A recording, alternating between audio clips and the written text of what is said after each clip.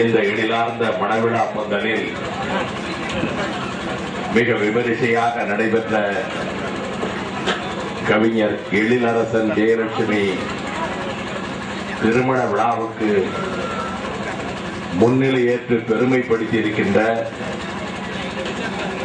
மறுமலர்ச்சி திராவிட முன்னேற்ற கழகத்தின் மாவட்ட செயலாளர் என் ஆர்வீர் சகோதரர் வழக்கறிஞர் சின்னப்பா அவர்களே,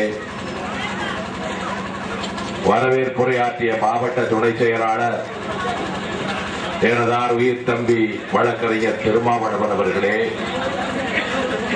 நம்முடைய இல்ல மணவிழா நிகழ்ச்சியில் இனிய தோழமை உணர்வோடு வந்து கலந்து கொண்டிருக்கின்ற அனைத்திந்திய அண்ணா திராவிட முன்னேற்ற கழகத்தின்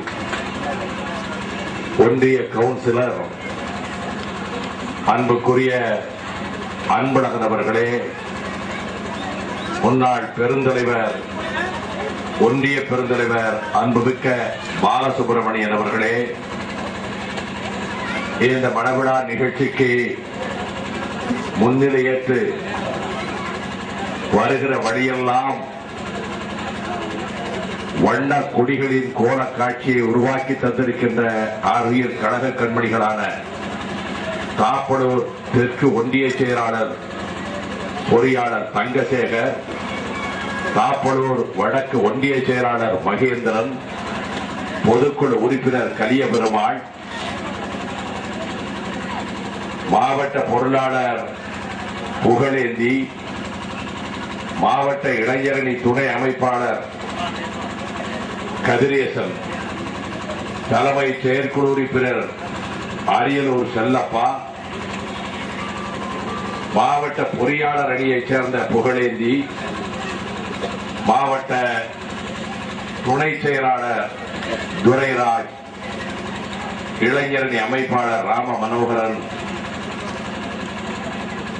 ஒன்றிய நகர கழக செயலாளர்களான வாரணவாசி ராஜேந்திரன், தங்கவேல், கலிங்கராஜன், ராமசாமி, காசிநாதன், மருதமுத்து, சின்ன ராஜேந்திரன், பேரளி சரவணன், ஆசிரியர் கூட்டணியினுடைய செயலாளர் ஆசிரியர் முருகேசன், பொதுக்குழு உறுப்பினர்கள் பழனிவேல், நெடுஞ்செழியன் உள்ளிட்ட அன்பிற்குரியவர்களே, நன்றி உரையாற்றிய கொளஞ்சி சிவகுமார் உள்ளிட்ட கழகத்தின் கண்மணிகளே, உற்றார் உறவினர்களே, அன்புடைய தாய்மார்களே, அருமை பெரியோர்களே, கூற்று உணர்ந்து மேல்வரினும் கூடி எதிர்க்கும் ஆற்றல் அதுவே படை என்ற வள்ளுவன் வாய்மொழிக்கு இலக்கணமாக ஈட்டி வாய்ந்தாலும் இமை கொட்டாது மார்பு காட்டும் வீரர் கூட்டம் எங்கே, அது மறுமலர்ச்சி திராவிட முன்னேற்ற கழகத்தின் கூட்டம் என்று நான் மேடைகள் தோறும் முழக்கம் எழுப்புகின்ற தகுதியை தந்திருக்கின்ற வாலிப பட்டாளமே, பத்திரிகையாளர்களே, வணக்கம். விக்கிரமங்கலத்தில் ஒரு வட்டார மகாநாடு நடைபெறுகிறது கழகத்திலே என்று சொல்லத்தக்க இடத்தில் ஆனி பௌர்ணமி அன்று வரப்போகிற ஜூன் 18ஆம் தேதி தீவு திடலிலே மக்கள் கடலின் சங்கமம் எப்படி இருக்கும் என்பதற்கு ஒத்திகையாக நடைபெறுகிற நிகழ்ச்சியாக இன்று விக்கிரமங்கலத்தில் நம்முடைய மாவட்ட செயலாளர் அவர்களுடைய தலைமையில் கழக கண்மணிகள் இந்த திருமண விழாவை கோலாகலமாக நடத்துகிற கண்கொள்ளா காட்சியில் நான் மனமெல்லாம் மகிழ்ந்திருக்கின்றேன். விக்கிரமங்கலத்தைச் சேர்ந்த ஆசிரியர் கணேசன், திருமதி கனகம் கணேசன் அவர்களினுடைய தலைமகன் கவிஞர் எழிலரசன் அவர்களுக்கும், நானாங்கூர் மதிப்புக்குரிய புண்ணியமூர்த்தி திருமதி தமிழ்ச்செல்வி புண்ணியமூர்த்தி அவர்களினுடைய அருமை திருமகள் ஜெயலட்சுமி அவர்களுக்கும் திருமணத்தை நான் இங்கே நடத்தி வைத்திருக்கின்றேன். இந்த வட்டாரத்தில் எழிலரசன் ஜெயலட்சுமியினுடைய திருமணத்தை நடத்தி வைக்க வேண்டும் என்று மாவட்ட செயலாளர் வழக்கறிஞர் சின்னப்பா அவர்கள் பல நாட்களுக்கு முன்னாலே என்னை வந்து தஞ்சையிலே சந்தித்தார். தொண்டரணிக்கு எந்த தேதியிலே தேர்வு செய்யலாம் என்று அவரிடத்திலே தேதியை நிர்ணயிக்க வேண்டும் என்று நான் நினைத்துக் கொண்டிருந்த போது அவர் கண்டேன் சீதையை என்ற கம்பனுடைய கவித்தன்மையுடைய சாமர்த்தியம் நம்முடைய வழக்கறிஞருக்கு இருக்கிற காரணத்தால் கவலையோடு இருந்தாராம் ராமன். எல்லா திசைகளிலும் என் காதல் துணைவி ஜனகன் பெற்றெடுத்த புத்திரி சீதையை தேடி பார்த்து விட்டோம், எந்த திசையிலும் அவள் காணவில்லை என்று மனம் உடைந்த துயரத்தில் இருந்த போது தெற்கு திசைக்கு சென்றாராம் வாயுமைந்தன், இலங்கைக்கு சென்றாராம் வாயுமைந்தன். அங்கிருந்து ஒரே ஒரு இடத்திலிருந்துதான் தகவல் வர வேண்டும். எல்லா இடங்களிலும் தேடி பார்த்தாகிவிட்டது. சீதையை பற்றிய செய்தி எங்கிருந்தும் கிடைக்கவில்லை. ஆகவே துயரத்தின் உச்சத்திலே இருக்கிற போது அப்பொழுது வருகிறாராம் அனுமன். சொல்லின் செல்வன் அனுமன், கம்பன் எழுதுகிறார்.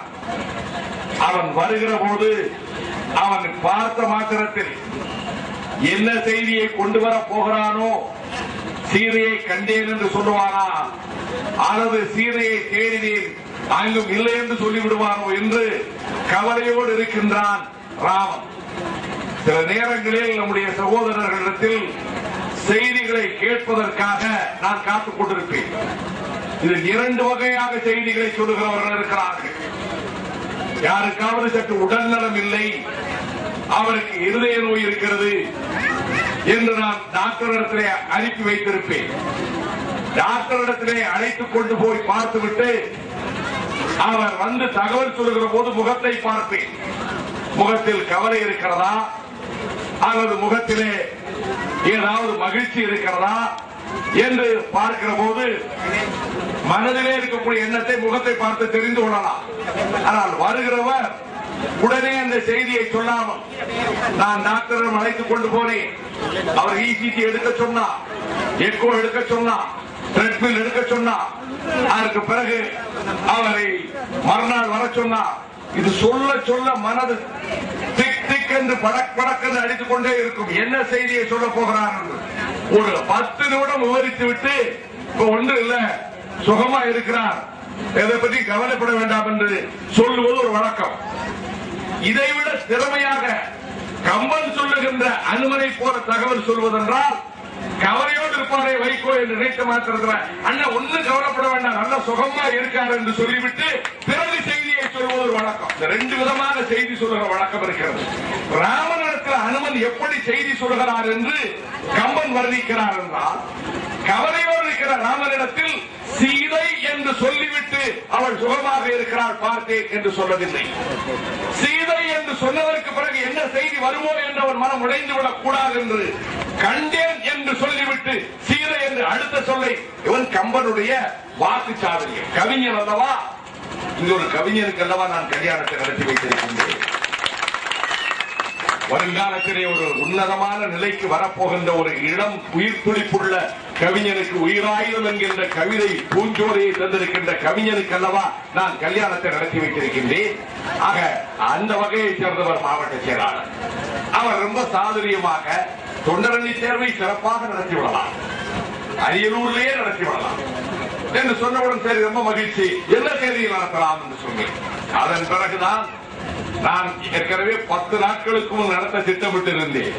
அவர் மிக கவனமாக மிகவும் எச்சரிக்கையாக அவர் 30ஆம் தேதி தொண்டரணி தேர்வை நடத்திக் கொள்ளலாம், அது வாய்ப்பாக இருக்கும் என்று சொல்லிவிட்டு கவிஞர் எழிலரசன் என்கின்ற கழகத்துக்கு உயிர் நாடியாக இருக்கக்கூடிய ஒரு நல்ல இளைஞர் அவருடைய திருமணத்தை நீங்கள் நடத்தி வைக்க வேண்டும் என்று கேட்டுக்கொண்டார். தன்னலம் கருதாது இந்த இயக்கத்துக்கு 14 ஆண்டுகளாக பாடுபட்டு வருகின்ற உத்தமராகிய மாவட்ட செயலாளருடைய வேண்டுகோளை கட்டளையாக ஏற்று அவ்விதமே நடத்திக் கொள்ளலாம் என்று கூறி இந்த பொற்காலை பொழுதிலே இந்த விக்கிரமங்கலத்துக்கு தேடி வந்திருக்கின்றேன். தம்பி எழிலரசன் ஒரு நல்ல கவிஞர், அது மட்டுமல்ல, அந்த கவிஞருடைய உள்ளத்தில் எப்படி உணர்வுகள் ஓடுகின்றன என்பதையெல்லாம் நான் கவனித்துக் கொண்டே இருக்கிறேன். அது எவ்வளவு இயக்கத்தில் ஈடுபாடு இருக்கிறது என்பதை அவர் எல்லையிலே வாசலிலே இருந்து பந்தலுக்கு வெளியிலே இருந்து என்னை வரவேற்ற போதே நான் புரிந்து கொண்டேன். அவர் ஒரு முறை என்னை தாயகத்திலே வந்து சந்தித்தார். அவர் கவிதைகளை பற்றி என்னிடம் சொன்னார். இந்த கவிஞனிடம் பேராற்றல் புதைந்திருக்கிறது என்பதை இந்த கவிதை நூல் வடிவத்திலே நான் கண்டேன். கழகத்தின் கொள்கை விளக்க செயலாளர் என் ஆர்வீர் இளவர் நாஞ்சில் சம்பத் அவர்கள் தந்திருக்கின்ற அணிந்துரையிலும் கண்டேன். அவர் இந்த திருமண விழாவில் அவர் தந்தைக்கு சொல்வேன், ஆசிரியர் கணேசன் அவர்களுக்கு சொல்வேன், நல்ல ஆற்றலுள்ள ஒரு பிள்ளையை பெற்றிருக்கிறீர்கள். அவர் சென்னையிலே இருக்கிறார். கலைத்துறையிலும் ஒரு கவிஞனாக விருந்துவிட வேண்டும் என்று அவர் ஆசைப்படுகிறார். நிச்சயமாக அந்த வாய்ப்பு வரும். திறமை இருக்கிறது. கவியரசு கண்ணதாசன் தொடக்க காலத்திலேயே எடுத்த எடுப்பிலே பெரிய அளவுக்கு வந்து விட்டார். பாவேந்தர் பாரதிதாசனுடைய பாடல்களை பல பேர் படிக்காத காலத்தில் 10 பக்கங்கள் 20 பக்கங்களை கொண்ட கவிதை புத்தகங்களைத்தான் அவர்கள் பிரசுரித்துக் கொண்டு வந்தார்கள். வெளியிலே தெரியாது. பாரதிதாசனை உலகம் அறியாத காலத்தில் தந்தை பெரியார் அவர்களினுடைய பெரும்படையின் போராயுதமாக திகழ்ந்த குத்தூசு குருசாமி அவர்களினுடைய வாழ்க்கை துறவியா அம்மையார் குஞ்சிதம் அவர்கள், குஞ்சிதம் குருசாமி அவர்கள் அந்த காலத்தில் BALT படித்தவர்கள். அவர்கள் கடலூரில் பாரதிதாசனுடைய கவிதைகள் நூலை வெளியிடுகிற விழாவை ஏற்பாடு செய்து அவரே அந்த நூலை வெளியிட்டார். அதுதான் முதலாக பாரதிதாசனுடைய முழு கவிதைகளும் அச்சிடப்பட்ட பாரதிதாசன் கவிதைகள் என்ற புத்தகம் 1938 வருடத்தில் 8 விலைக்கு அந்த புத்தகத்தை வெளியிட்டார். அதற்கு பிறகுதான் இன்றைக்கு உலகெங்கும் பாடும் தமிழர்களினுடைய தேசிய கீதமாக பாவேந்தர் பாரதிதாசனுடைய பாடல்கள் புரட்சி கவிஞர் என்றும் பாவேந்தர் என்றும் இன்றைக்கு காலத்தை வென்ற கவிஞராக காட்சியளிக்கின்ற அந்த கவிதையை வெளியிட்டவர் குஞ்சிதம் குருசாமி அம்மையார் அவர்கள். ஆகவே ஒரு ஆற்றலுள்ள இளைஞனுக்கு வாய்ப்பு வர வேண்டும், சந்தர்ப்பம் வர வேண்டும். சந்தர்ப்பம் வராமல் பல திறமைசாலிகளினுடைய ஆற்றல் வெளி உலகத்துக்கு தெரியாமல் போய்விடுகிறது. அந்த சந்தர்ப்பம் கிடைத்தால் தான், இல்லையே பாலைவனத்து மல்லிகை பூக்களை போல அந்த பாலைவனத்தில் இருக்கக்கூடிய மல்லிகை பூக்கள் மனம் யாருக்கும் தெரியாது. ஆழ்கடலுக்குள்ளே சிப்பிகளுக்குள் தூங்கி கிடக்கின்ற முத்துக்களின் பெருமை யாருக்கும் தெரியாது. அதை போல சந்தர்ப்பம் திறமை இல்லாதவர்கள் திறமையிருந்தும் வெளி உலகத்துக்கு தங்களை அறிமுகப்படுத்திக் கொள்ளாமலே போய்விடக்கூடும். ஆகவே சந்தர்ப்பம் உன்னுடைய கதவை கட்டும். நிச்சயமா இந்த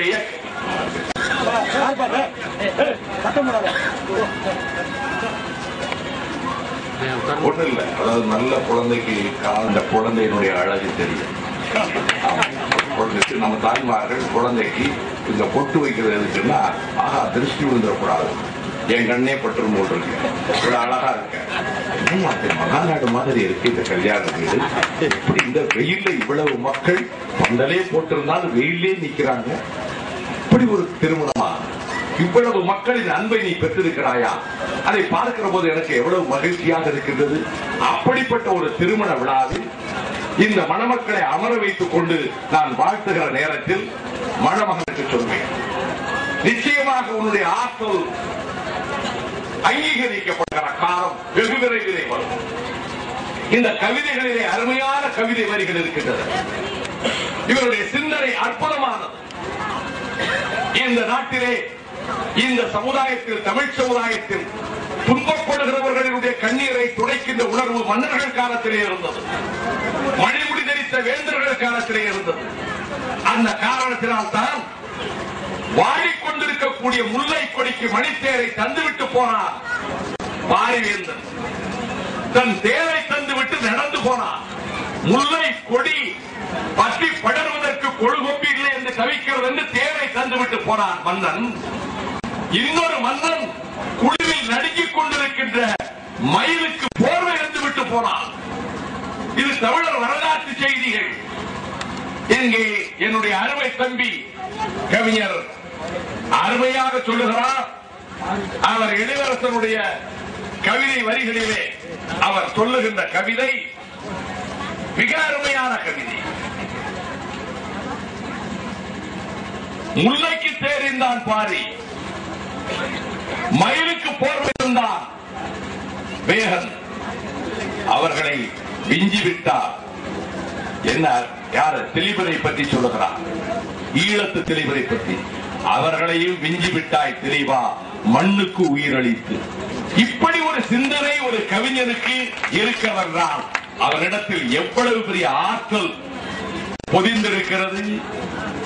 இன்னும் அழகாக சொல்லுகிறார், என்ன அருமையாக சொல்லுகின்றார். அதாவது அவனுடைய மனதில் சமாதான புறா சிறகடித்தது உன் இமைகளில். இதுக்கு ஆழ்ந்த ஞானம் வேண்டும். ஏனென்றால் புறா சிறகடிக்கின்ற பொழுது இந்த சிறகுகள் மேலும் கீழும் செல்லும். வெண்புறா சிறகடிக்கிறது வானத்திலே பாருங்கள், கொஞ்சம் உற்று கவனித்து பாருங்கள். பறவைகள் சிறகடிப்பதை பாருங்கள். அந்த பறவையின் சிறகுகள் மேலும் கீழும் போய்கொண்டே இருக்கும். நானும் எத்தனையோ கவிதைகளை படித்திருக்கிறேன். இந்த சிந்தனை இதுவரைக்கு எந்த கவிதையிலும் படிக்கவில்லை. அது சிறகடிக்கின்றது உன் இமைகளில் என்றால், இமைகளை பாருங்கள், இமைகள் மூடி மூடி திறக்கின்றன. கொஞ்சம் இப்பொழுது கற்பனை செய்து பாருங்கள். பறவைகளுடைய சிறகுகள் அசைவதும் நம் கண்களின் இமைகள் அசைவதும் ஒரே. இப்ப சொன்னதற்கு பிறகு இது எனக்கு தான் தெரியுமே என்று எல்லோருக்கும் தெரியும். ஆனா நம்ம கவிஞன் எழுதுகின்ற வரை நமக்கு தெரியலையே. அந்த ஆக்கம் இருக்கிறது. அதை விட இன்னொன்று சொல்லுகிறான், சிரிப்பு சிம்மாசனம் கண்டது உன் பற்களிலே. முல்லை சிரிப்பு, மந்தகாச சிரிப்பு, மனதை கொள்ளை கொள்ளும் சிரிப்பு. எத்தனையோ கவிஞர்கள் எழுதியிருக்கிறார்கள். சிரிப்பு சிம்மாசனம் கண்டது உன் பற்களில். அது சிம்மாசனம் போட்டு உட்கார்ந்திருக்கிறது. உன் பற்களிலே சிம்மாசனம் போட்டு உட்கார்ந்திருக்கிறது. இந்த திறமை இருக்கிறது. சொல்வளம், கருத்து வளம், எண்ண ஓட்டம், இத்தனையும் இருக்கின்ற என்னுடைய அன்பு தம்பி, உனக்கு ஒளிமயமான எதிர்காலம் இருக்கிறது என்பதை நான் இங்கே தெரிவித்துக் கொள்ள வேண்டும். அவருடைய தந்தைக்கும் தெரிவிக்கின்றேன். மாதக்கணக்கில் சென்னையிலேயே இருக்கிறான். ஒன்று உருப்படியா வேலை செய்யறேன்னு சொந்தக்காரன் நினைக்க கூடாது. நான் தம்பிகளுக்கு, ஒரு தம்பி ஓவியன். பாருங்கள், அந்த குடும்பத்தில் ஒருவன் கவிஞன், ஒருவன் ஓவியன், ஒருவன் தொழில்துறையிலே தொழில் நுணுக்க பயிற்சி பெற்றிருக்கிற ITI பட்டதாரி. ஆக அந்த தம்பிகளுக்கு சொல்வேன், நல்ல கவிஞனுக்கு துணையாக இருக்கக்கூடிய அந்த தம்பிகள் எவ்வளவோ உதவியாக இருக்கிறார்கள் என்று நான் அறிந்தேன். தன் உடன் பிறந்த சகோதரி பிள்ளைகளுக்கு கபிலன் என்றும் முகிலன் என்றும் பெயர் சூட்டியிருக்கிறார். என்ன அழகான தமிழ் பெயர்கள். ஆக தமிழ் மணக்கும் குடும்பத்தில் இந்த திருமணத்தை நடத்தி வைக்கக்கூடிய அரிய வாய்ப்பு கிடைத்திருக்கிறது.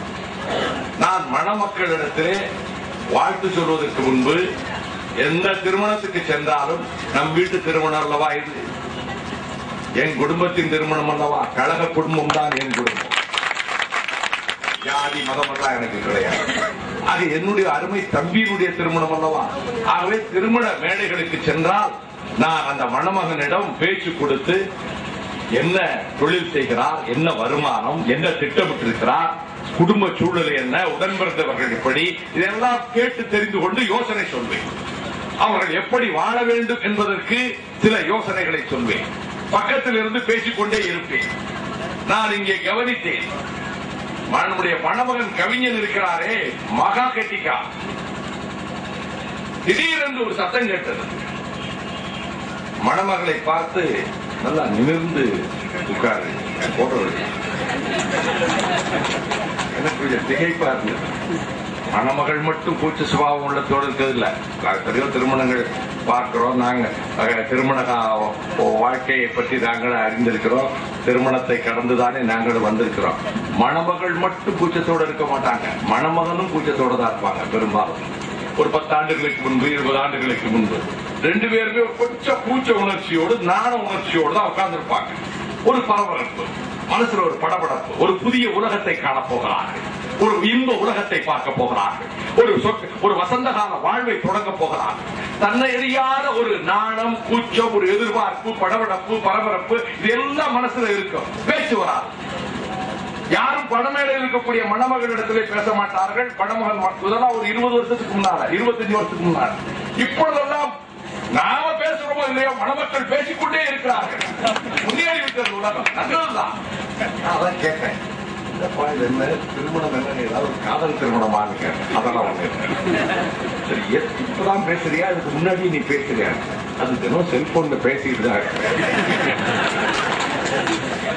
ஒருவர் பேசி புரிந்து கொள்கிற அளவுக்கு வந்து விட்டதுனால உரிமை எடுத்து சொல்கிறான். திரைப்படம் எடுக்கிறார் திரைப்பட கலைஞர், கொஞ்சம் முகத்தை நிபுண வைத்துக் கொள். அந்த அளவுக்கு அவர்களுக்குள்ளே. அது மட்டுமல்ல, மணமகன் எங்களுக்கு கைத்தறியாளர் அணிவிக்கிறார், மாவட்ட செயலாளருக்கு அணிவிக்கிறார், நம்முடைய பாரதவாசி ராஜேந்திரத்துக்கு அணிவிக்கிறார், திருமாவளவனுக்கு அணிவிக்கிறார். இவர் அணிவிக்கிறார் என்று மணமகளும் எழுந்து நின்று கொண்டார். அந்த தங்கையை பார்த்து நீ உட்காரம்மா. ஒருவருக்காக ஒருவர் வாழ்வது இது ஆணாதிக்க சமுதாயம் கிடையாது. எது ஆணாதிக்கம், எது பெண்ணடிமை தவறா புரிஞ்சுக்கிட கூடாது. சமுதாயம் ஒருவருக்காக ஒருவர் வகுத்திருக்கிற வாழ்க்கை நமது முன்னோர்கள் வகுத்தது. கணவன் கவலையோடு வருகிற போது, வேதனையோடு வருகிற போது, அந்த கவலையை அந்த வேதனையை போக்குகின்ற விதத்தில் அந்த குடும்ப வாழ்வு சிறக்க வேண்டும் என்பதற்காக ஒருவருக்காக ஒருவர் வாழுகிற வாழ்க்கை என்பது இருக்கிறதல்லவா, அது நம்முடைய முன்னோர்கள் வகுத்தது. ஆகவேதான் கணவன் மனைவி என்கிற பந்தத்தில் பசியோடு வருகிற கணவனுக்கு நல்ல அறுசுவை விருந்தை தயாரித்துக் கொடுப்பது, பசி போக்குவது, கவலை போக்குவது, வேதனையை போக்குவது, ஆறுதல் தருவது. ஒரு குறிப்பிட்ட காலம் வரை தாய், திருமணமானதற்கு பிறகு தாரம். அப்படித்தான் வாழ்க்கை. அதை போல மனைவியுடைய கண்களிலே கலக்கம், அந்த கலக்கத்தை போக்குவது கணவனின் கடமை. அப்படிப்பட்ட இனிய இல்லறத்தை நடத்துங்கள். இந்த மனித சமுதாயத்தில் ஒரு உன்னதமான சிந்தனையை தேக்கி தந்தவன், பொதுவுடைமை கொள்கையை தந்த காரணமா அவனை விடவா உட்போக்கு சிந்தனையாளர் இருக்க போகிறார்கள்? அவனுடைய வாழ்க்கை எப்படி? அவன் மனைவி ஜென்னியும் வாழ்ந்த வாழ்க்கை எப்படி? ஆகவே இன்றைக்கு எல்லாவற்றையும் போட்டு குழப்பிக் கொள்ளக்கூடாது. இன்றைக்கு இருக்கக்கூடிய சமூகத்தில் கணவன் மனைவி வேலைக்கு போகிறார்கள், சென்னையில் லட்சம் ரூபாய் சம்பளம் வாங்குகிறார்கள், வீட்டில் சந்தோஷம் கிடையாது. பங்களா இருக்கு, கார் இருக்கு, ஏசி வசதி செய்யப்பட்ட அறை இருக்கு, மகிழ்ச்சி கிடையாது. பணம் இருக்கு, மகிழ்ச்சி கிடையாது. ஒருவருக்காக ஒருவர் வாழுகிற நமது முன்னோர்கள் வகுத்த அந்த இல்லறத்தில் கிடைக்கிற சந்தோஷம் வேறு எதிலும் கிடைக்காது. அப்படிப்பட்ட இல்லற வாழ்க்கை, குடும்ப வாழ்க்கை, நம்முடைய முன்னோர்கள் வள்ளுவன் வகுத்து தந்திருக்கக்கூடிய குடும்ப இல்லற நெறிமுறை, அது பாதுகாக்கப்பட வேண்டும். அது நிச்சயம். நாம் தமிழ் சமுதாயத்துடைய பண்பாட்டை காக்கத்தான் அண்ணா இயக்கத்தை உருவாக்கினார். சட்டசபையிலே போட்டியிட, பாராளுமன்றத்தில் போட்டியிட, மந்திரி பதவிகளை அலங்கரிக்க என்று அவர் திட்டமிடவில்லை. 49 பெரியாரிடமிருந்து பிரிந்து வந்து கட்சியை ஆரம்பிக்கிற போது காலப்போக்கில் தேர்தலில் பங்கெடுக்க வேண்டிய அவசியம் என்று முடிவெடுத்தார். நான் ஏன் இதை சொல்லுகிறேன் என்றால், விருகம்பாக்கம் மாநாட்டில் பேரறிஞர் அண்ணா அவர்கள் அந்த மாநாட்டிலே, அன்றைக்கு திராவிட இயக்கம் உலகத்தின் பார்வையில் உச்சத்தில் இருந்த நேரம், அண்ணாவின் நிழலில் அத்தனை தலைவர்களும் வளர்ந்த நேரம், அனைவரையும் அரவணைத்தார், அனைவரையும் ஊக்குவித்தார். கவிஞர்கள், ஓவியர்கள், எழுத்தாளர்கள், நடிகர்கள் அனைவரையும் ஊக்குவித்து அனைவரின் உழைப்பையும் கட்சிக்கு பயன்படுத்தினார், அனைவரின் தியாகத்தையும் கட்சிக்கு பயன்படுத்தினார். கோடிக்கணக்கான மக்கள் இதயத்திலே கொலுவிட்டிருக்கின்றார் புரட்சி நடிகர், அன்றைக்கு புரட்சி நடிகர், பின்னாலே புரட்சி தலைவர். அது கட்சிக்கு பயன்படும் என்று கருதினார், ஊக்குவித்தார். அதனால் தான் மாநாட்டில் சொன்னார், விருகம்பாக்கம் மாநாட்டில் என்னுடைய அருமை நண்பர் எம்ஜிஆர் அவர்கள் நிதி தருகிறேன் என்று சொன்னார்கள். எனக்கு நிதி வேண்டாம், உங்கள் முகத்தை காட்டுங்கள் போதும், ஒரு தொகுதிக்கு 30,000 ஓட்டுகள் அதிகமாக கிடைக்கும். இது விருகம்பாக்கம் மாநாட்டிலே அண்ணா பேசிய பேச்சு. எல்லோரையும் ஊக்குவித்தார். முகத்தை காட்டுங்கள், தொகுதிக்கு 30,000 ஓட்டுகள் கிடைக்கும் என்று அவரை ஊக்குவித்தார். 11 லட்சம் திரட்டி கொடுத்ததற்காக கலைஞரையும் பாராட்டி சொன்னார். இந்த அணுகுமுறை அண்ணாவின் அணுகுமுறை. ஆகவேதான் அன்றைக்கு இயக்கம் உயர்ந்த இடத்திலே இருந்தது. அப்பொழுது சொன்னார், இன்னும் இந்த கட்சிக்கு 50 ஆண்டு காலத்துக்கு வேலை இருக்கிறது, தமிழ் பண்பாடு மரபை காப்பாற்ற. ஆகவேதான் இன்றைக்கு இந்த தமிழ் சமுதாயத்தினுடைய எதிர்காலத்தை